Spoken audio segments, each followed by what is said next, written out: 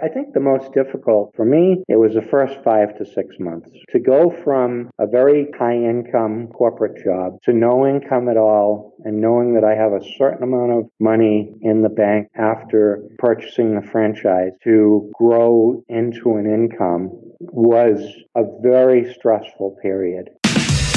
A rising tide raises all ships. We're trying to find, activate, and retain more customers. You work from 9 to 5 to make a living. And from 8 to 2 to make a life. When we look at the heart of the network, the data shows us key performance indicators about our business. And this is the InXpress Show.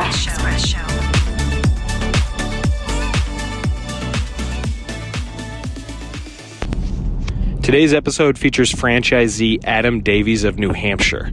I love this episode and this conversation because Adam came from a very comfortable corporate environment and made a nice living, and it's very difficult to leave that later on in life once you are established and once you're comfortable knowing what you're doing. So it's very interesting because Adam dove straight into InXpress and has become one of our go-to people for dangerous goods knowledge and is very, very knowledgeable on the InXpress services. So he's done a great job in coming in and soak up all of the knowledge from Mr. Adam Davies.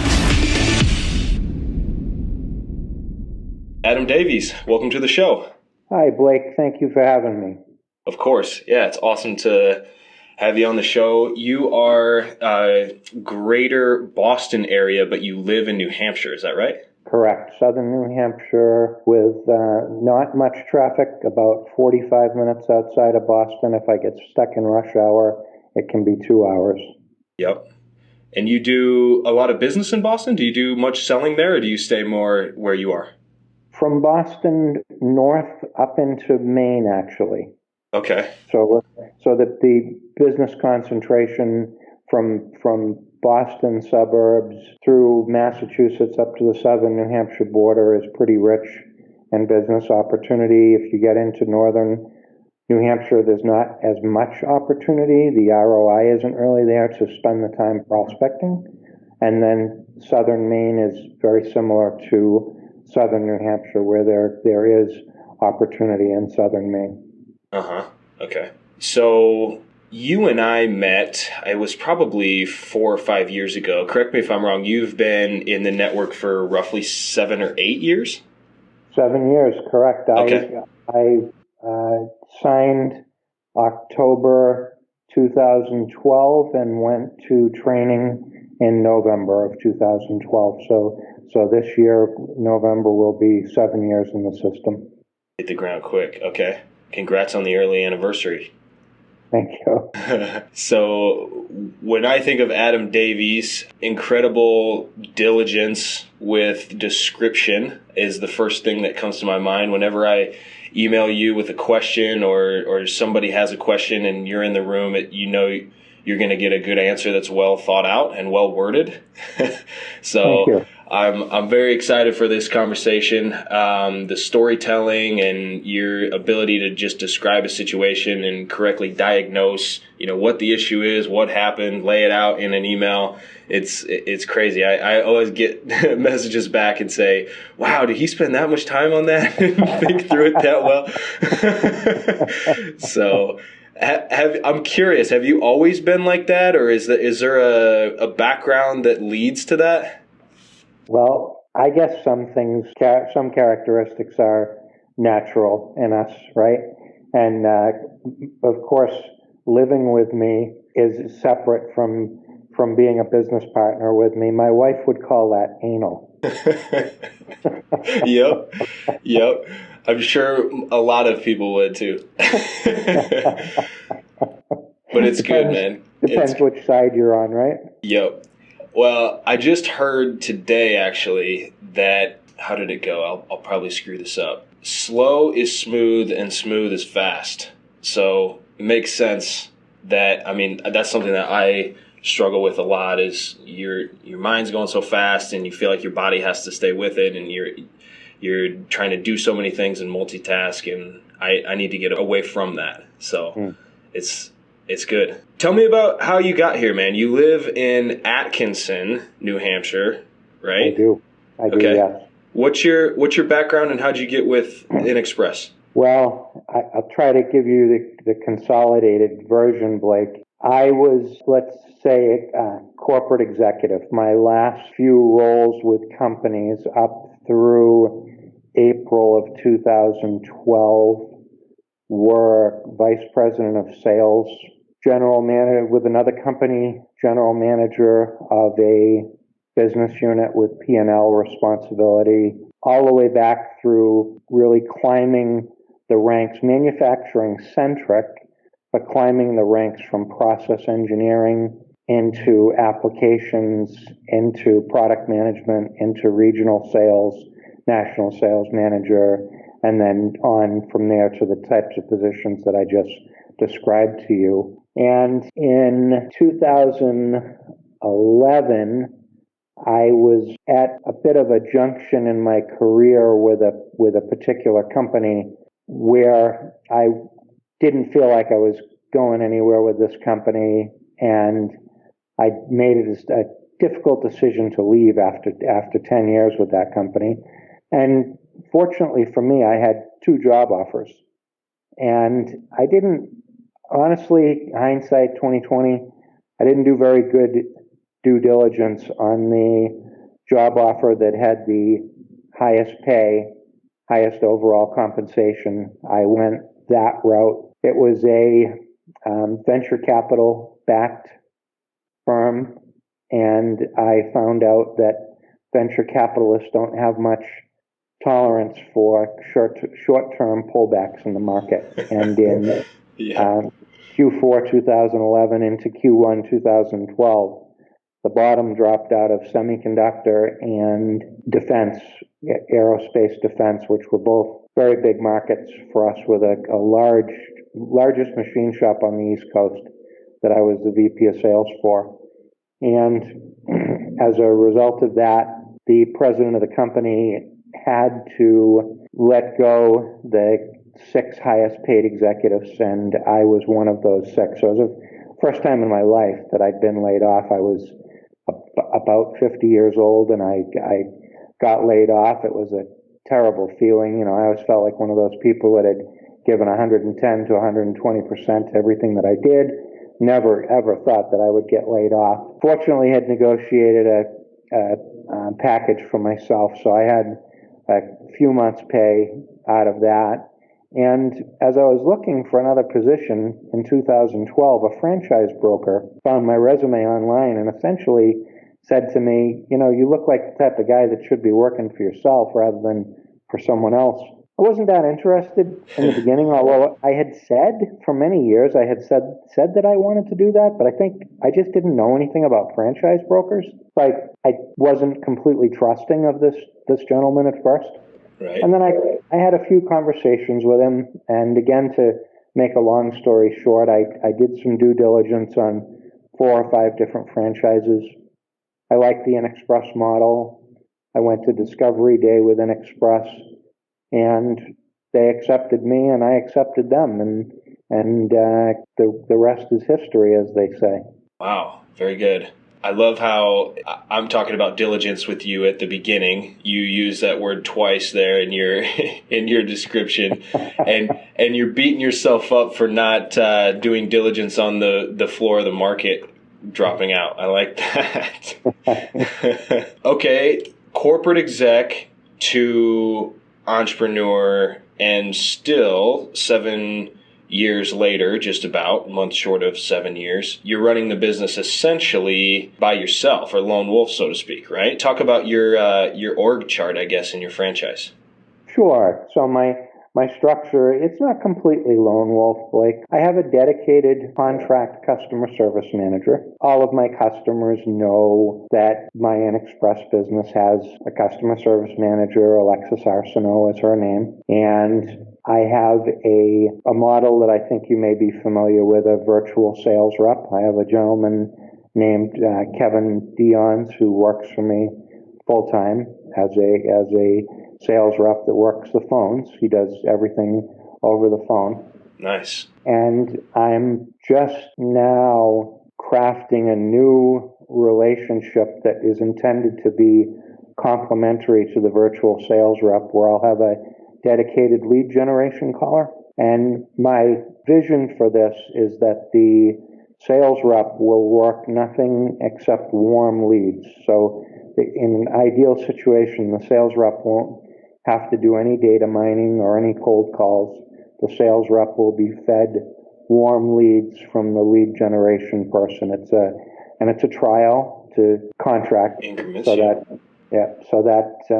I'll be able to let the network know, say, in convention next year how I think that's going, and by next summer, my hope is, Q1, Q2, the success of that will be reflected in my numbers and activations and gross margin. Mm-hmm. Absolutely. So how does that make the typical day structure or responsibilities for you look? For me, that there's responsibilities that we have that are just part of business ownership. Everything associated with whether it's regulatory compliance, tax compliance, insurance, making sure our employees, whether they're direct or contract employees, are motivated, informed, provided the tools that they need to do their job well. So all of those things combined take some percentage of my time, and I tend to focus my time from a customer point of view, try to make sure that I stay in touch with the activated customers. Kind of the 80-20 rule, that 80% of your margin comes from 20% of your customers. So I want to stay close to that 20%, lunches every 6 weeks or so, phone conversations, and then the more difficult quotes that I can't really expect someone else to handle, the rate requests to our partners, because if somebody needs to do a temporary export on a carnet, or somebody needs to ship dangerous goods, to do that right and to make sure that the integrity that I want to maintain in my business is maintained, I need to be hands-on with that. Now, when I've had the same customer service manager for 4 or 5 years, that person might be able to handle those things, but right now I handle those things directly and essentially, babysit them and make sure that they happen properly so that we have a very satisfied customer in the end. Yeah, I remember we were given years ago, and this is pretty similar with every small business, or should be, an org chart that our franchise should look like, right? Or that most small businesses look like. And you have finance be one column, you have sales be one column, and you have organization in the third, or, operations, I should say. So you fill in your name on day one for every single seat. And then as you can grow and as you can afford it and as you pick up customers and as you learn all the seats to be able to teach somebody, you can begin to hire people and put people in those seats. So it sounds like you're getting to that point. Yes, and I'm trying to do it, Blake, in a cost-effective manner. Watching the cash flow of the business, my choice has been to not take out any loans or anything to grow the business beyond the way that I financed the business when I started. And I like the low overhead model. There's some franchisees that we could point to in the system that have been very successful with a low overhead model, and I am steering my business in that direction. Absolutely. Yeah, and it's worked out great for you so far. You've been top 20 as long as I can remember. A lot of times we use the metaphor like working on an island, right? And you feel like you come together, all franchisees and the whole network comes together 2-3 times a year, whether it's regionals or sales conference. This year we had a tech conference. We have our big convention around February. Is there anything that you do? I feel like we're getting better at offsetting that with better communication channels and work through the BDC and things like that. But is there anything that you do to compensate for working on an island? And part 2 of that question is, do you see your results and activity kind of ebb and flow with how remote you feel you're working or how removed you are from the network? That's a good question. I think that the description, being an island, not say having associates where you're going into an office each day, that's really what drives that, right? So for somebody like me that came out of corporate America and was accustomed to, whether I was going into a facility where I worked or going into a customer's facility, that very constant interaction with other people, and I thrive on that. And so certainly do feel what you described. The times when we get together collectively, as you described, we had our recent national technology conference, which replaced what would normally be a national sales conference. That was great, very rejuvenating to get to spend time with fellow franchisees and talk about some of the issues that we're dealing with and hear best practices from other people and see other people's energy level and get energized from those people, from my peers. That's, I think, the biggest boost. Getting out in the field with the customers is another big boost for me. It's so satisfying to go and meet with a customer and to have them tell you how satisfied they are and even present you with a challenge and have you go off and work on that challenge and come back with a logistics solution for them.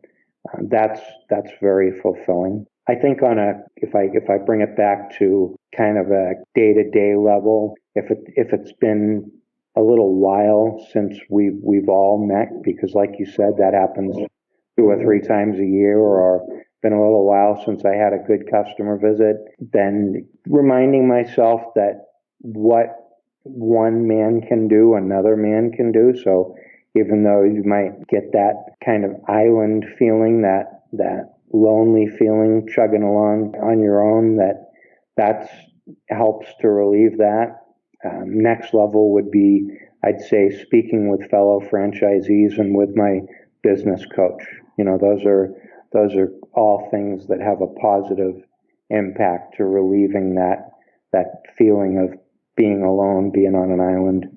Yeah, a lot of good things there. You mentioned the business coach. I definitely want to come back to that. So you've had the corporate, back to the office feel, you've had the corporate environment, right? So, how is it coming out of that? Because I've actually never had that in a professional atmosphere. I've never done that for a long period of time. And I feel like it could get very, I think I said this on a previous episode. There was a friend that I was just talking to recently. He said, I get in the office at 8. We have coffee until 8:30. We have a meeting until 10:30. I do 1 hour of work, and then it's time for lunch. And then we do a meeting in the afternoon. I do another hour of work, and then we talk by the coffee machine, and then I go home. He notices it. He's 28, and he notices it. He's like, we don't spend any time actually doing our jobs, and there's so much distraction in whether it's I don't want to say corporate world, but just in an office setting. I almost feel like that's a benefit to the model that we have. Do you agree? What's interesting, the way that you described what your friend had said to you, because being in primarily a sales role, sales related senior executive role of the past, say, 10 to 15 years, that role brings with it a lot of variety in the day-to-day, from senior level customer interaction, contract negotiation, working with legal on customer contract, lunches, lavish lunches or dinners with customers, Blake, where right. I've seen thousands of dollars get spent on a dinner. And a lot of responsibility goes along with that. You're not, companies aren't typically going to today, I believe, say the last 10, 15 years, aren't going to have slackers in that role. There's a lot riding on your shoulders. Monthly performance reviews, KPIs are reviewed.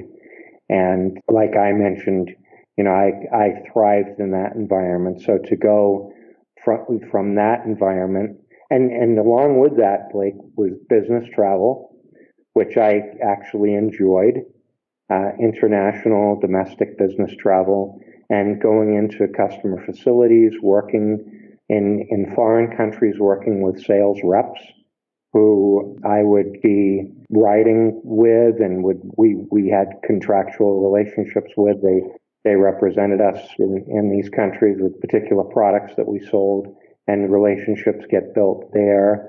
So it was a big switch to me to go from that amount of engagement with other people to working, particularly that first 6 to 12 months, when you really are on your own, other than those customer visits that you make and the prospecting that you go out and do. Mm-hmm. So there had to be hard parts about that and great parts about that. Do you feel like the self-management was difficult for you? I mean, definitely not with your personality. But tell me about you had a rigorous schedule that was probably made for you, and then all of a sudden it's okay, go get them with InXpress, right? Yeah. So let me take a stab at answering the question. I'm not sure I 100% that I'm on the right track, but so in that corporate environment, you have your KPIs, the things that that you need to accomplish, but at that level, nobody's babysitting you.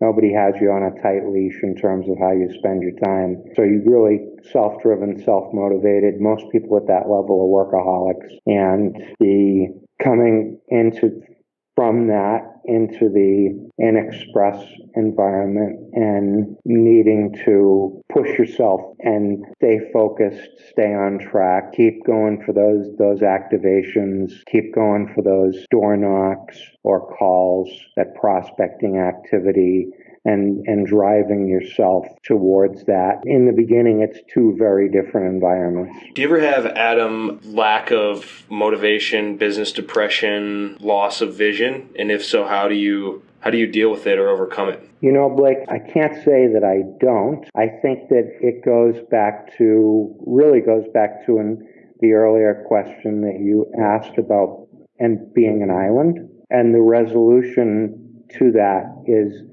those things that we talked about. That thought process that what one man can do, another man can do. Go on the franchise performance report and take a look and see the numbers that some of the other franchises are pushing. Speaking with fellow franchisees, speaking with my coach, the events that we have, as you said, they're only 2 or 3 times a year, but those are great when we have those. And I think that I don't know if it's indicative of this area, the Northeast, or maybe anywhere that has tough winters, but we appreciate the summer so much that I do find it a little more difficult to stay focused on those beautiful summer days when you have the flexibility because you are self-employed. Yeah. You have the flexibility to goof off or take a day off here and there if you want to. I really noticed this year, I noticed myself that, come September, October, I really kicked myself back into high gear again. You and Robin like to hit the concerts. Yes, concerts, the lake, the boat out on the lake, all of those things. Yeah, I'm sure there's nothing to do in Boston. No. Okay, so with those, let's hear about a hard time or enjoyable time. Let's do hard first. Let's get the bad stuff out of the way. Okay. Well, Blake, I think the most difficult for all of us, and I'll speak for myself, but assume that it's all of us, is that first, whatever period it is for different people. For me, it was the first 5 to 6 months. To go from a very high-income corporate job to no income at all, and knowing that I have a certain amount of money in the bank after purchasing the franchise to grow into an income was a very stressful period. A lot of anxiety during that period. And I think that I was fortunate in that around month 6 or 7, those initial efforts really started to pay dividends. And through the balance of that first year was a very exciting time for me because I was generating a lot of gross margin, comparatively, say for first year gross margin. And exactly. And so that was the most stressful time that I have had, was that first 6 months. Let's jump off. We're on a tangent, and I love it. I've got down here, if your family member was wild about getting into InXpress and they wanted to get their own franchise, become a sales rep, or whatever seat that they sat in, and they were all in, it was their first day, they had just got back from training, what kind of advice would you give? I mean, you definitely share that story, I would hope, but what kind of advice would you give to them? Because it feels like the ramp-up time, I mean, your 6 month is impressive. When I heard that, I was like, wow, I was more like 3x that before I figured out, what I was doing. Living at my parents, and I was figuring it out. Sure. So, what kind of advice and how would you coach them through that first 6, 12, 18 months? I would relay my own story, and I've done this, even with my sales rep, is to say that it takes diligence in the beginning with all of that prospecting, whether it's door knocking or whether it's calling. And I personally think that in that first 1 to 2 years that you learn so much more if you door knock. I think that you reach a point where you know so much about the business that you can effectively call. But I would counsel that person to get out there, knock that 30 to 40 doors per day. Don't leave any door unturned because you don't know what's on the other side. I've had that experience. And isn't that the truth? Yes. I'm chuckling to myself because it's kind of funny story I can think of related to that.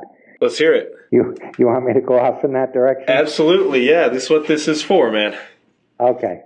So I was in Massachusetts. I was outside of Boston, and I was in an industrial park, and I saw a very bland, warehousey looking, those kind of steel buildings that don't have any decent landscaping around them, and It was down off the road, and I went down there and I knocked on the door, and I went inside and I introduced myself to a gentleman, and he was fine with me coming in and introducing myself, and he told me who he was, and it turned out that he was the CFO for this company.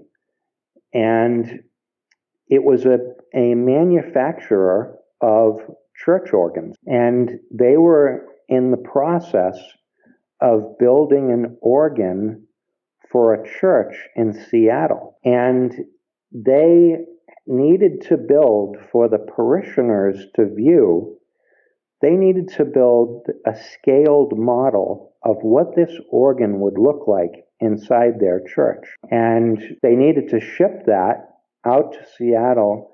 Now, something like that obviously doesn't go LTL freight. Right. That was like handle with kids' gloves, all the way door to door.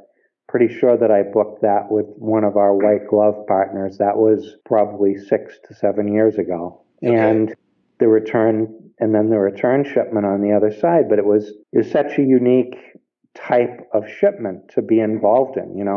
Who would have thought that you go into a company and they manufacture church organs, and they have this beautiful scaled model of the entire church, inside of the church, like you're looking inside the church, standing over it, and the parishioners are going to have it for 2 weeks to view after their services. Parishioners had to approve the look of it? I believe so, yes. Oh my gosh. And then from there, it went to the architect in Seattle, because there was an architect involved in this. And then, so there was some interim shipping that needed to happen. Uh-huh. And there was some complications with loading docks and not loading docks and how freight was going to be moved. But it was just a very interesting shipment. And then I ended up with this company. We did some follow-on shipments where, for example, they had a couple of guys that were going over to Switzerland to do maintenance on a church organ, and they wanted to ship their tools rather than carry their tools or check them as luggage. So with DHL Express, we shipped their tools back and forth. Yep. So that just made me chuckle, when that thought came to mind. We talk about leave no door unturned, because there wasn't a sign on this door. You just would have had no idea what was on the other side and what this company did. Yep. Isn't that the truth? And for that reason, they've probably never had anyone stumble in there, Right. It's almost like, where can you go that no one's ever been? I remember Mark Lyon is Houston, and he was one of the first people that I spoke with when I came into the network, and he used to have the wise advice of get lost. And I was, I didn't understand it. I was like, yeah, that guy's crazy. He's got a great business, but I don't know what he means. And it was a few weeks later that I was in this rural, because I started out in Iowa, where I'm from. I worked that area for about a year before I came down to Scottsdale. And I was in Iowa, a lot of freight out there, a lot of LTL. And I was on this road, and I did like 4 of them, and everyone that I looked in, or that I walked in, they would look at me like, whoa, there's somebody here. And they had never had anybody come in there or anything. So let alone somebody that had something that they could actually use or needed. So, Sure.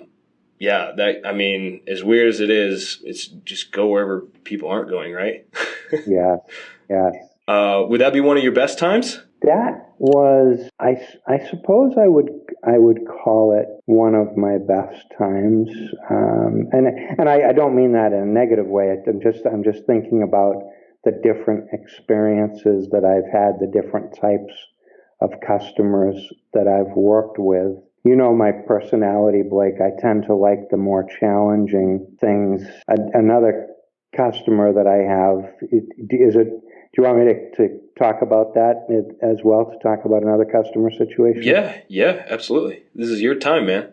All right. So prospecting in another area of Massachusetts, Maynard, Massachusetts, and I went into this company that actually manufactures musical flute, and just the things you don't think of, that companies manufacture or assemble and then ship, and they have inbound bits and pieces that come in that are used in their manufacturing process, and then they have the finished product that goes out the door. And these flutes are beautiful.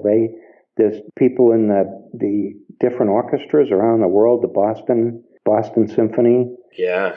They play these flutes. A lot of the high-end flutes have precious metals in them, and they can be worth $60,000 or $70,000. And recently, the materials manager was telling me about a flute that they made for a wealthy gentleman that was worth $110,000. Oh my God! And they're, these things, if they're going international, they're shipping DHL Express. And I took that business away from a competitor that was not paying appropriate attention to the account, and that was one that actually took a lot of work up front. I put together several PowerPoint presentations to the materials manager and the shipper to actually get qualified. Some sales are not very complicated. Yeah. Some winning business sometimes is just price and a couple of test shipments and show good service and you're in the door. And this was a lot of upfront work to get to the point of the test shipments. And they've been with me for years now. And in the process of working with them, globally, there was a treaty that was signed that's called the CITES Treaty. It's spelled with all capitals. It's capital C, capital I, TES. And it essentially was put in place to protect endangered species and to make sure that whether it's plants and fauna, which includes wood, and then other animal products, like you can imagine ivory, which gets used in things like watch faces and different types of animal skins that get used in watch bands. These all of a sudden became protected items that needed to basically have a cradle to grave paper trail on them. And the DHL had to come into compliance. The DHL formed a whole group that was the CITES arm of the controlled exports. And I learned all of this with this customer, and we became very good at it in terms of doing shipments to other countries and getting them processed properly, both through U.S. export customs and then through import customs in the countries that they were going to. And so the customer was very appreciative of our very hands-on customer service, but then the diligence of learning that aspect of the business with them. Wow. Well, that was very well said. If that flute customer is listening, you're absolutely working with the correct rep, as shown. And it's rosewood, by the way. Rosewood is the protected species, and it's used in guitars. The guitarists love the sound of it in their guitars, and musicians that play the flute claim that the use of rosewood, it's also called African blackwood. It has a couple of different names. Mm-hmm. That it actually affects the tuning and the sound quality that comes from the instrument. Wow. Yeah. You're like an excess and surplus lines rep, man. You all the crazy stuff. You need to go work for a U-ship. I think it's my engineering background combined with my attention to detail, Blake. I gravitate towards some things that some other people would run away from. I just gravitate towards them. Give me that lithium-ion batteries, dangerous goods. I'm all about learning that and becoming the expert in it, and then providing the customer great service and good direction so that they don't get into trouble. So the VTO I have on my sheet here, and it feels like that ties into that. Your operations background, your attention to detail, how you like to plan out. Bill tells me here and there that you just love the strategic planning and building that out. Can you shed some light on what your thoughts are with those plans and how you forecast and how you think about it, and what's your VTO process? Sure. I think for step one, Blake, is that I don't object to it in any way, because I can respect it going back to my operations and sales background. And when you think about a company from A to Z, say from raw materials procurement and hiring through to how many units are we going to make this year and ship out the door, if the rest of the organization doesn't have a plan to work from, then they can't build their next year's operation plan around those numbers that come from sales. So I embrace it from that point of view, and I think that InXpress is very similar. The support center and our partners all have to be poised and ready for that when all the VTOs are rolled up, for that revenue number and gross margin number that we say we're going to hit. So that's kind of the 30,000 foot view, right? That's us collectively.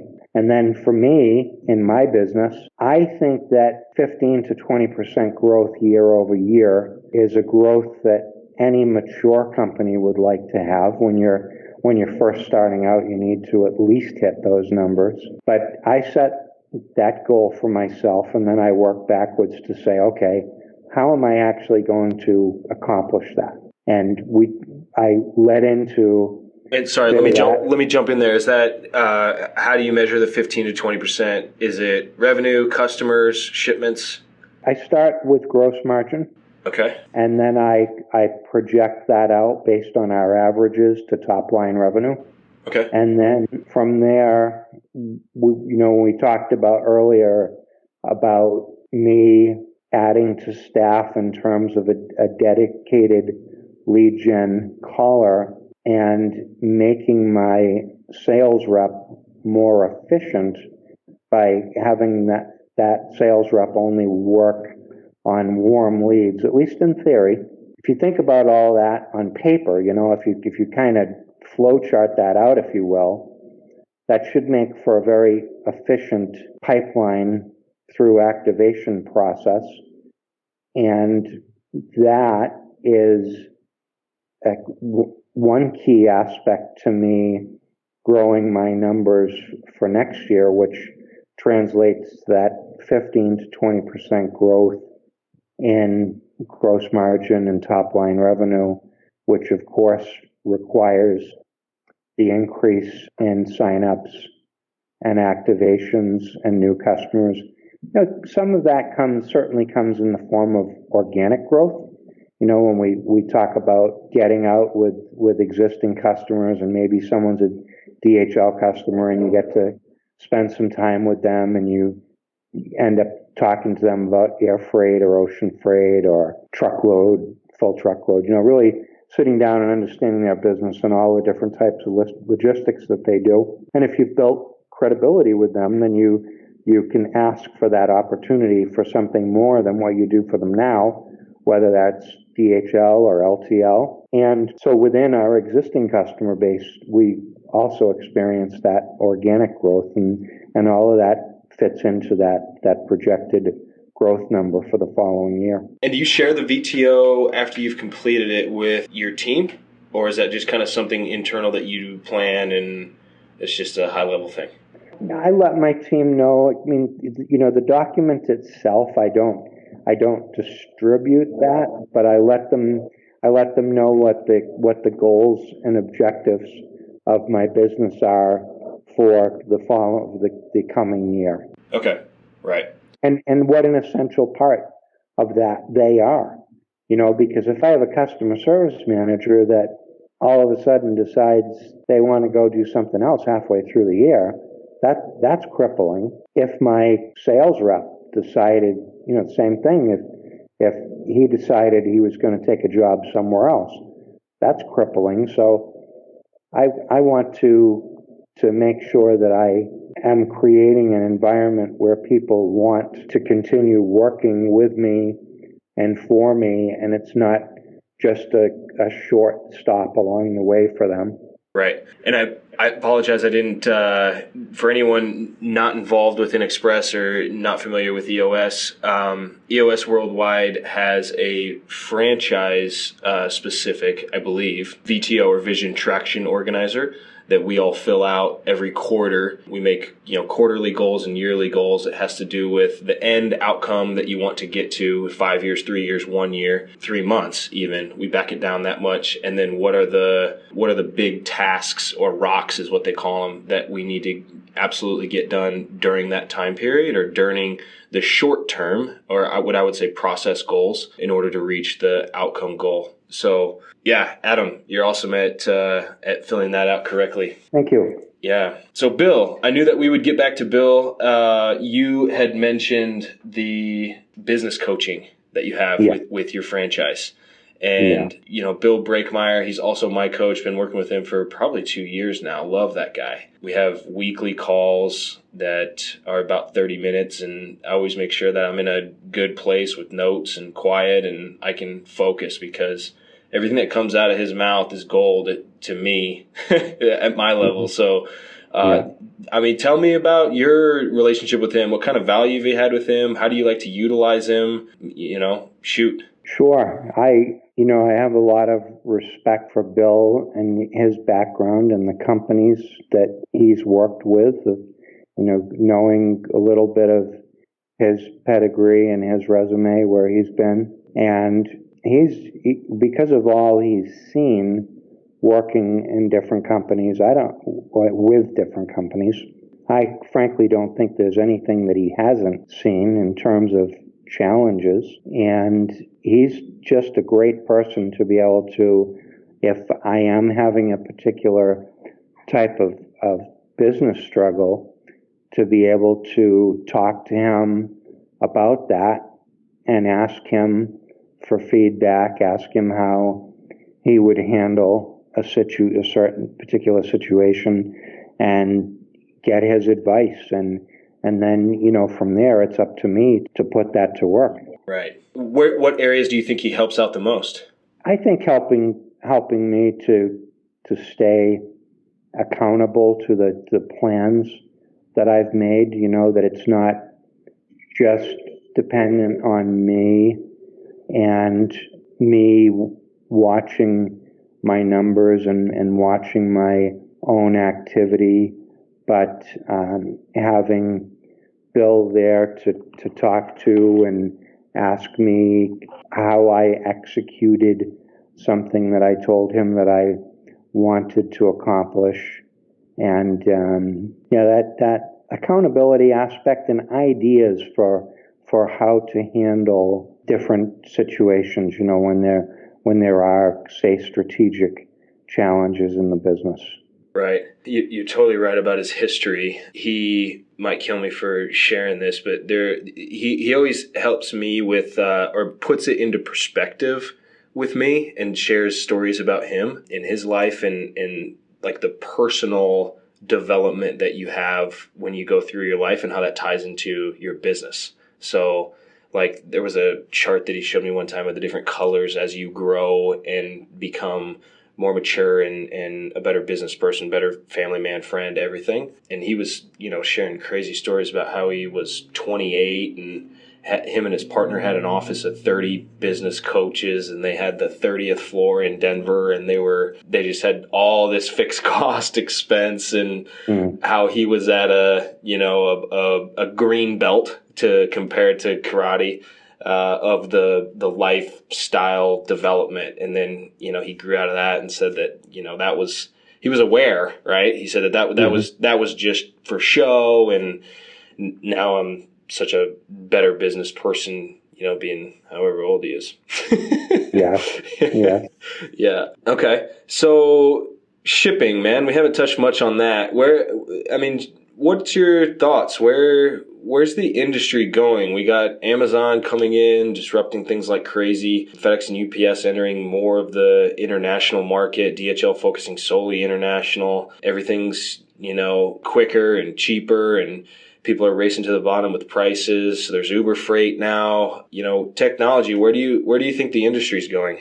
I think it's, you summarized it pretty well, Blake. I think that overall, when you think about freight forwarding and parcel handling, kind of everything, between those two extremes, I think that there will be consolidation in the industry through acquisition. There will be definite technology enhancements that drive efficiency and drive cost down and improve customer satisfaction through the use of technology. Will we see autonomous vehicles in our lifetime? I'm not sure about that.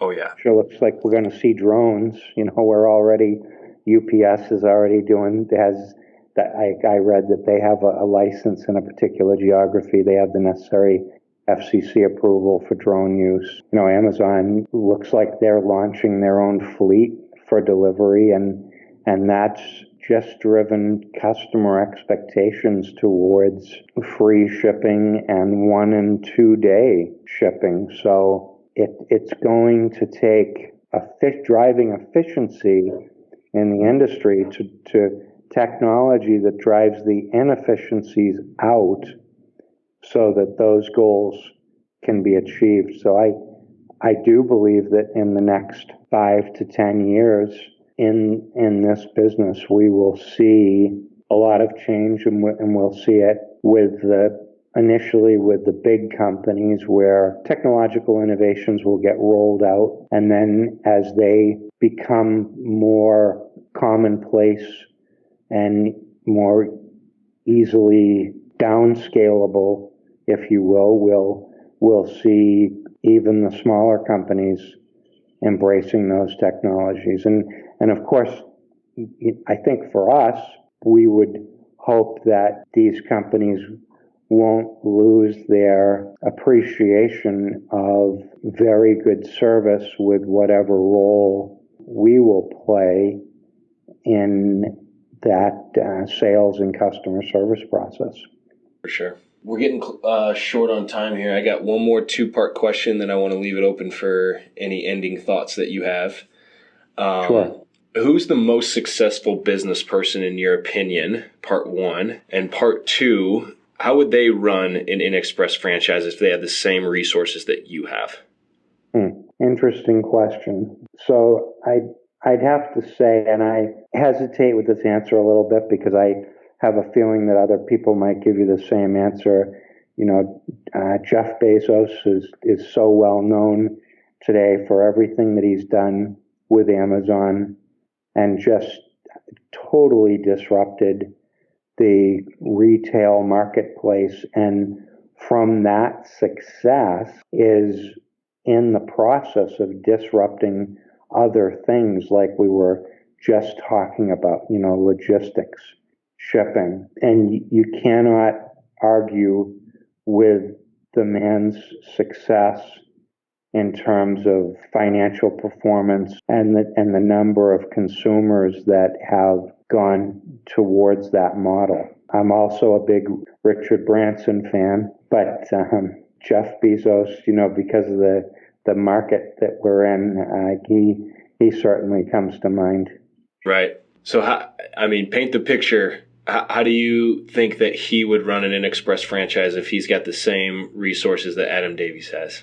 Oh boy, that's an interesting question, Blake. If we follow the model of how he does other things, when Amazon first launched, I never thought that they could be a successful retailer with that model, but it's high volume, low margin, and I can't help but think that he might do the same thing. If he or a clone of him or a son of him had an InXpress franchise, that they might not take that business and run it at very low margin, but really go for the most volume possible, the most number of shipments, the most number of customers, so that, the gross margin per shipment wasn't really what was important. The top line revenue is what would be important, and just increasing that purchasing power.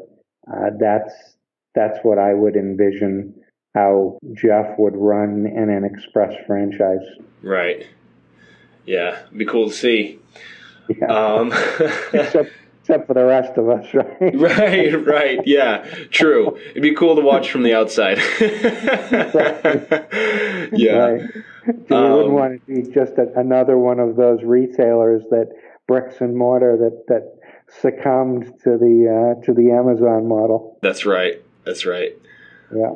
Well, awesome, man. Adam, I want to leave the stage open to you. Anything that you'd like to say or share, or stories, advice, the floor is yours. I think the only thing two things that come to mind for me, Blake, is that I was talking to fellow franchisee after the National Technology Summit that we just had. I was talking to Kathy Batrial, and we were talking about just how amazing it is, the really sincere friendship relationships that all of us franchisees have. You have your core group because you went to Discovery Day, or you went to training, or you went to CIS training at DHL, or you shared a room with somebody at convention because you didn't have any money when you started out, Yep. and we get to know each other. And I think probably for all of us, there's that 6 to 10 fellow franchisees that are just true friends. Even though we only see each other a couple times a year, we drop anything. If you called me or Kathy called me, and I could go through the list of a number of people that I'd jump on an airplane for somebody if they were having a meltdown or something, and they needed someone to come talk them off the cliff, and I described to you that the work environment in corporate and being in an office with other people every day, and that corporate environment is definitely not that type of relationship. It's not that closeness. So it's really unique. Of course, I don't know whether it's unique to franchising or whether it's unique to InXpress, but it's really special. I have a great appreciation for it. And the other thing that comes to mind, because of working in the onboard coaching the last few months, is just the importance for the new people of getting the message that when you buy an InXpress franchise, you didn't just buy freedom. If you work that business really hard the first, I'm going to say 2 years, because I love the Manav Gupta story. If you work that business really hard for the first 2 years, you will earn the right to have freedom and flexibility. But that first 2 years, you need to be nose to the ground, 30, 40, 50 doors a day, and just working your tail off. It's not initially about freedom and flexibility and not working for the man, because if you don't do those things, then you're not going to be as financially successful as you need to be and as the franchisor needs us to be. So well said, my friend. Thank you so much for your time. We'll see you very soon. Appreciate you being on the show. Okay, Blake, my pleasure. Thank you for having me. Okay, take care, Adam. You too.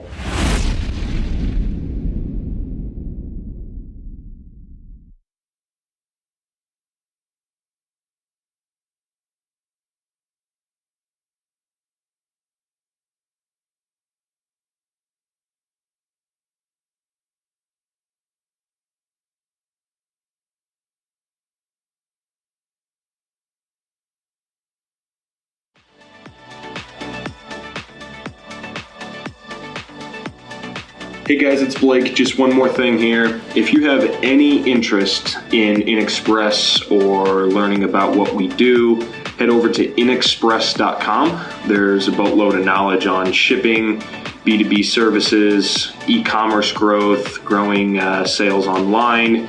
If you need a shipping quote or you want to be a sales rep and crush it with us, or the website just sounds cool, InXpress.com. That's InXpress.com. Take care.